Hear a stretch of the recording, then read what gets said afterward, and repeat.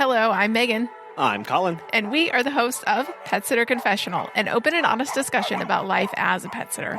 Thank you to our sponsor for today's episode, Pet Sitters Associates, and our Patreon supporters who have found value in the over 450 episodes and want to support us with a little bit of their hard-earned money every month. If you have found some of our episodes helpful as well and would like to keep the podcast going, you can go to petsitterconfessional.com/support to see all the ways that you can help out.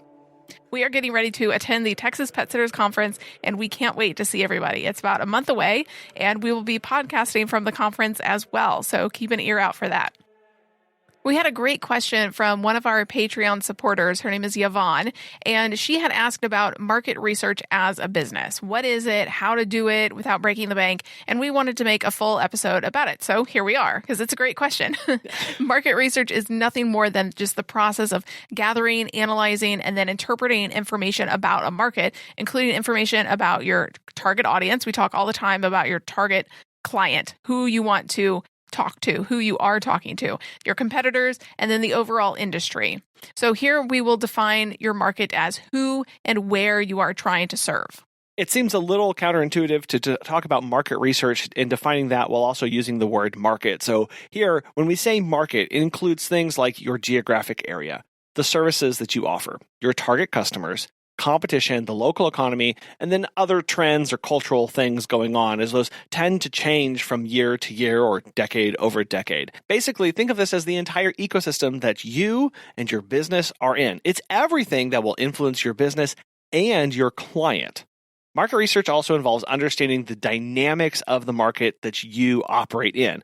It's about assessing what potential customers want or need and identifying how these needs and wants can be met through your services.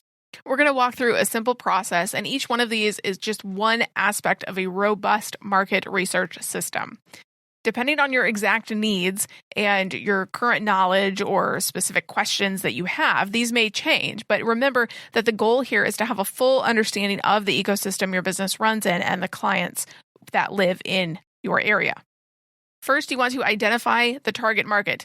This is going to be pretty easy if you already have a business that's up and running, but you want to define the service area that you plan to serve. Research the demographics of pet owners in that area using local census data or social media groups or community boards. How many people live in your area and how many people have pets? Use the U.S. Census data if you are in the United States. Check out Statista and Pew Research for other surveys and reports on consumer trends. You could also attend local events or pet-related gatherings to get a sense of the community.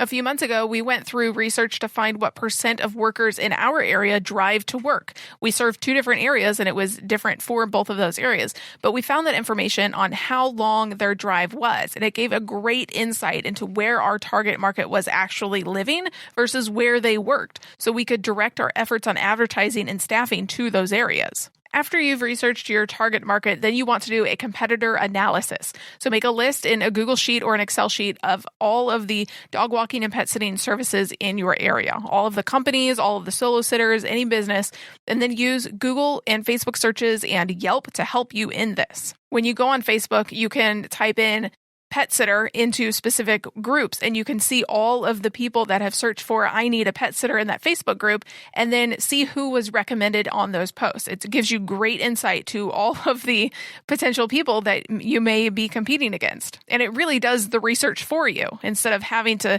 scour the internet and do lots of Google searches, you can really go to your local Facebook groups, especially if there's thousands of people in them, and just search pet sitter or dog walker, and a lot of those posts will come up.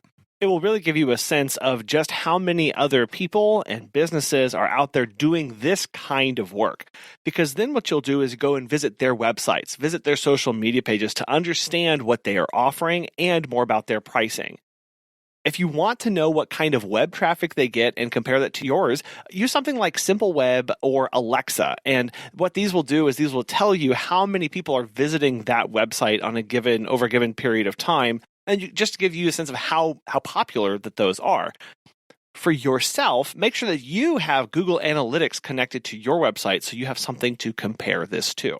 While you're looking at their social media and website, note any unique services or marketing strategies that they use. So, for instance, is there specific language or colors or services that they use? Can you figure out who they are trying to target? Is it the same one as you or somebody totally different?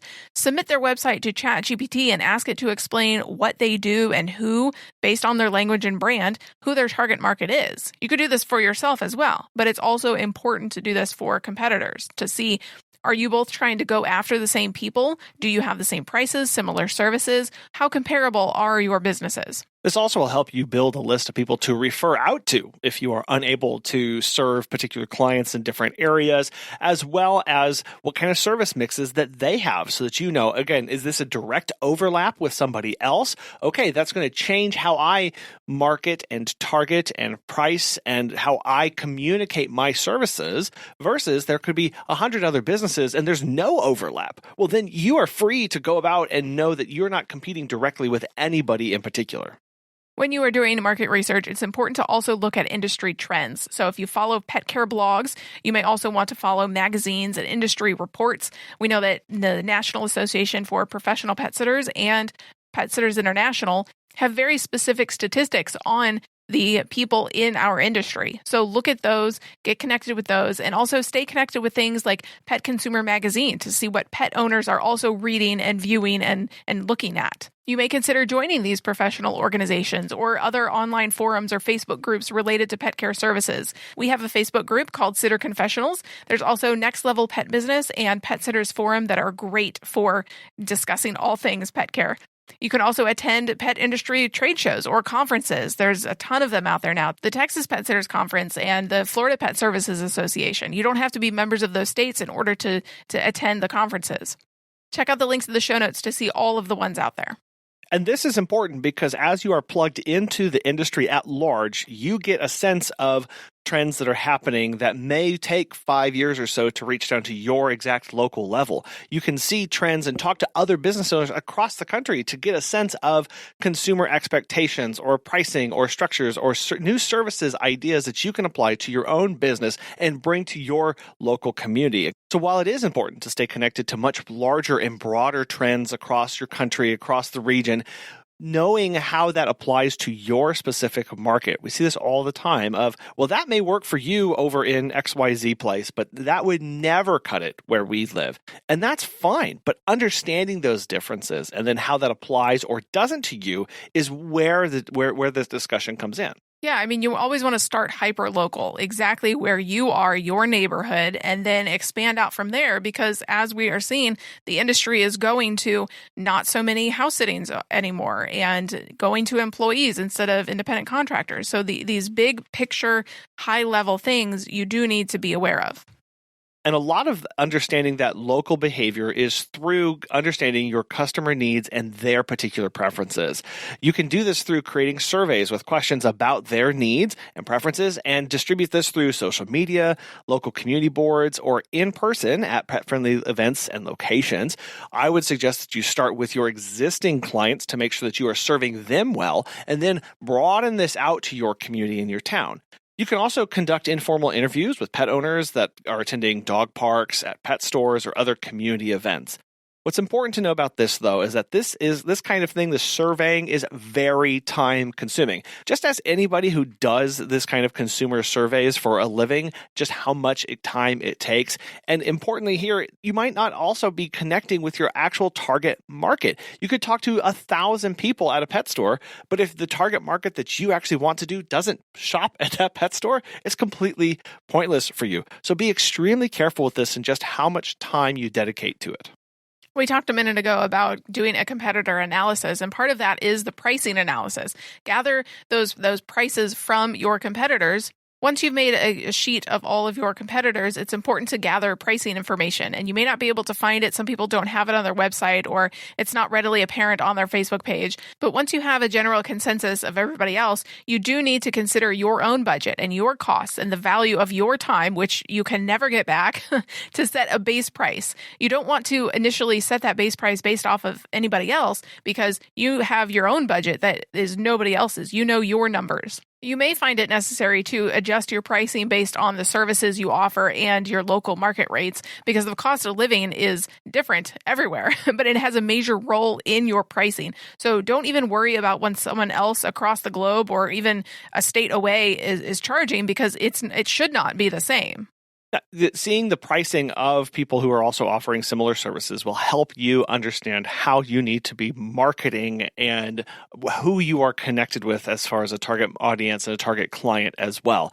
It will help adjust how you present that. It may lead you to changing your branding to match certain price points that you are trying to hit. This is where the holistic approach really comes into play. You need to be strategic when doing a market analysis. Think about the marketing channels that you have. Identify where your target client is and spend time there, both online and offline. We talk about this all the time. Knowing who your people are and going and finding them. But how do you do that? How does that practically play out in your business? You could start with your existing clients. If there are certain clients that you love and want to target their demographic or their neighborhood specifically, you could go and ask them. You can collaborate with businesses and ask about where they find clients and who is going to them. Search on social media, follow forums and online communities for pet owners, or dig into Google Trends and use their keyword tools. I think it boils down to knowing the kind of person you want to serve and then going and finding them, experimenting with different marketing strategies like social media advertising, local flyers, or partnerships with local pet businesses, or not even pet businesses at all, just other businesses. You can track that effectiveness of different channels and different strategies to see what is going to work best. Be out talking to the financial advisors. Be talking to the bankers, the house cleaners, the yard crews to get an idea of the kind of people that they're serving and see if there's an overlap with you.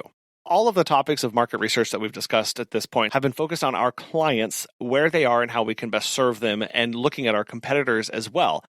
A very key aspect of this is also understanding the regulatory environment. So spend time researching your local regulations regarding the kind of pet care business that you are running. Actually contact your local government or a business lawyer for specific legal requirements that are going to apply or not to you, and ensure that you have any necessary licenses, permits, the insurance, whatever that is. Ensure that you actually have that. So yes, you are going to have to talk with the city or the council and be prepared to explain what you do and how you do it over and over again. Get an answer, write it down, get the person's name, and then call back the next day and see if you can talk to a different person and see if you get the same answer. It's going to take some research. You can't really, it's hard for us to understand and dig into city bylaws and zoning requirements and the business structures that they anticipate. Actually go and talk to somebody and explain what you do to get a very specific answer from them. It's worth putting in this time because we don't want to be caught 5 years, 10 years into running a business with not having everything in order and not understanding the regulatory environment or not understanding changes to the regulatory environment. Robust market research is not complete without a SWOT analysis. SWOT stands for strengths, weaknesses, opportunities, and threats. Reflect on your own strengths and weaknesses as a business owner, so get a little introspective here, but then also identify opportunities in your market, like unmet needs or underserved areas, things you find out from your surveys and general research, and then recognize the potential threats, like new competitors or changes in local regulations or gas prices, because those seem to always just be going up. For large service areas, that is going to make a difference. Overall, though, remember at the end of this, market research is an ongoing process. This is not a one and done thing. This is not a set it and forget it thing. This is not I can only do this when I start my business. No, this is an ongoing, probably annual thing that you need to be doing. Regularly revisit and update your research to stay current with market trends and customer needs. It's never a one and done thing, which can be a little frustrating, but you do need to stay on top of how the market is changing or not changing around you. Yeah, let's say you define your ideal client, you nail your advertising to them, you understand what's driving your local economy. What happens in the next 10 years? Are your clients still the same? Is the same advertising still working? Is the economy driving your local community still the same thing? Are there other outside influences and cultural things that have shifted that you're not aware of? You won't know until you look, so stay on top of that with an annual look at how your local market is doing. Let's say you had done research in 2019 and nothing since then. You probably wouldn't understand the client demands and their expectations for in the fast booking process that is really needed in today's market. Part of that ongoing market research is to make sure that you are staying connected with your local business community through local small business development centers or a business networking events or groups, or even your local chamber of commerce. These are an immense wealth of information. Our local chamber actually provides demographic data that's been extremely beneficial to our business. Things like percent of homeowners versus renters. And the reason that's key is because in one of our service areas, finding a pet-friendly rental is basically impossible right now. So we know that our total addressable market is not the total number of people living in the area, because a percentage of them are living in rentals, which most likely don't allow pets. It also gives things about age ranges, demographic data, the leading industries in the town, so we know who to focus and where people are likely coming from and their work hours. It also talks about household income, which helps us understand more about the cost of living for where we're serving. Something that's always important is Pet Sitters Associates. As pet care professionals, your clients trust you to care for their furry family members. And that's why Pet Sitters Associates is here to help. For over 20 years, they have provided thousands of members with quality pet care insurance. Because you work in the pet care industry, you can take your career to the next level with flexible coverage options, client connections, and complete freedom in running your business. Learn why Pet Sitters Associates is the perfect fit for you and get a free quote at petsitllc.com. You can get a discount when joining by clicking membership Pet Sitter Confessional and use the discount code Confessional when you go to checkout. Check out the benefits of membership and insurance once again at petsitllc.com. If you're wanting to take a deep dive into more hard numbers, industry-specific reports, or about economic trends in general, try visiting Google Scholar to search for those actual research papers on the industry or your local economy and what's driving and influencing those. Because if your local economy is driven hard by manufacturing, staying on top of manufacturing trends can actually be extremely beneficial to you in understanding how people's personal budgets may change as that industry is impacted. Or you can visit a public library, which everybody loves to do. Interestingly, a lot of public libraries, most of them in fact, have access to so many market research tools and databases to really drill down into data. So ask your library, especially if you are in the US, to see whether they have access to one of these or not. You may not have access to all of these, but even one of these can be extremely beneficial. There's something called Reference UA. It's a powerful online research tool that provides detailed information on millions of businesses and consumers in the US and Canada. Also, as Megan mentioned earlier, Statista offers statistics and studies from over 18,000 different resources. It's a really great resource for finding data on market trends, consumer behavior, and really industry-specific information. There's also something called Business Source Premier. It's another database of economic information. You may ask them about Mintel Reports, which provides market research reports covering various industries and consumer sectors. It gives insights specifically into consumer trends, different market analyses, and the competitive landscapes, and these are updated extremely frequently. Factiva offers access to a more global news and more global business information to see big level and high level trends. LexisNexis is one that I've used before, and it's known for actually legal, regulatory, and business information. It's a massive database about news, financial information. And then there's IBIS World. This offers, again, industry-specific reports. So it might not have one about pet care, but it may have one about pet services or veterinary, or even your local industry reports that can help you understand the kind of people that you're wanting to serve. So there's a lot of potential information out there. Ask a library because they may have a subscription to one of these. It's really important to note that at this point, we have not spent any money at all on any of this. We've used free resources at the library. We've done free Google searches. We've surveyed our existing clients and potentially those in our community. We've done searches on Facebook and social media to do a competitor analysis. And we're talking with our own clients and using those free resources and getting connected to the larger business community. But what have we spent? Time. This takes a lot of our time to do. You probably won't get through all of this in a weekend or less than a month or two. It's going to take a while, especially if this is your first time giving everything else that you have to do, the actual running of your business. But that's okay. Recognize that this isn't something that you can do in an afternoon and that you are going to need to work on this and make an intentional effort with it, because Local businesses really do need to have a full understanding of this, particularly service-based. You need to be targeting your person and going after them. We love talking with realtors and businesses in manufacturing and shipping. It gives great insight into our local economy and its ups and downs. So what now? We've gone through everything. We're sitting with a Google spreadsheet. We've got a list of phone numbers. Maybe we've attended a bunch of meetings and notes in a notebook. What do we actually do now? How does this impact how we move forward as a business? You may consider tailoring your services. Make sure that it aligns with what customers actually want. For example, if there's a high demand during a local sports game, you may offer game day packages that clients can purchase. Or if you found that there are a lot of potential business executives in your area, offer those high-end and premium services that they may not be expecting but really ultimately want. As you are tailoring your services, you may find that you have to adapt your pricing. So keep them competitive, but still profitable for you. As we talk a lot about, make sure that it reflects the value that you are bringing while being attractive to your target client. And that's why understanding the income levels, the cost of living, and the kind of services that you're offering with the clients that you're trying to target at is so important. If you find, as you're doing a competitor analysis and you're looking at pricing, if you actually find that you are way more than everybody else doing a similar service, instead of lowering your prices, make sure that you are marketing those services in the right way and that you are actually targeting the right people for that price range. And in that, you may find that you have to change your marketing strategy entirely. You may see that you have to shift to more or less social media, depending on what you find about your clients and where they are or are not. You may have to move to more events or partnerships with local businesses if you find that that's where your audience is.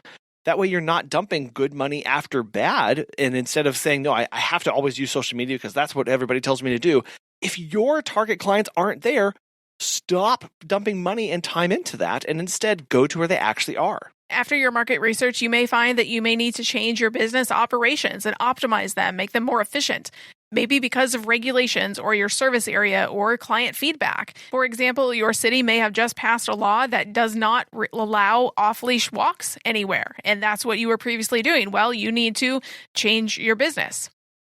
If you find that your clients want longer walks, or that is what your potential clients are needing, you know that you can't book as many in one day. So you're going to need to either offer group walks or just tailor your services to longer walks and up your prices. You have to change how your business operates based off of your market research, what you find, and what clients are wanting. And after all of this, after everything, can you answer this question? Is there enough addressable market to sustain your business with your current services? Or do you need to change something, maybe add something? In Josh Kaufman's book, The Personal MBA, he talks about doing a basic market research and market analysis and asks some really basic questions. And we've hit on all of them except this one, market size, right? How many people are actually buying things like this or would potentially buy things like this in your area? This is where that sweep of the competitor analysis really comes in, give you an understanding of, is this a large market with a lot of people serving this? Or is this a small market with few people doing this? Or is this a brand new service that nobody's ever heard of? Because then you have to be the one to make the effort to get that idea out there and target really specifically to this. And market size can be a little confusing because let's say you do a competitor analysis and you find that there are 3 dog walking companies in your area. Well, are there only 3 because there's not a market for this and you're actually going to find yourself struggling to actually build your business? Or are there only 3 because they haven't been doing the work to market their business and get connected with a target audience? This is where we never look at just one element of a total market analysis by itself.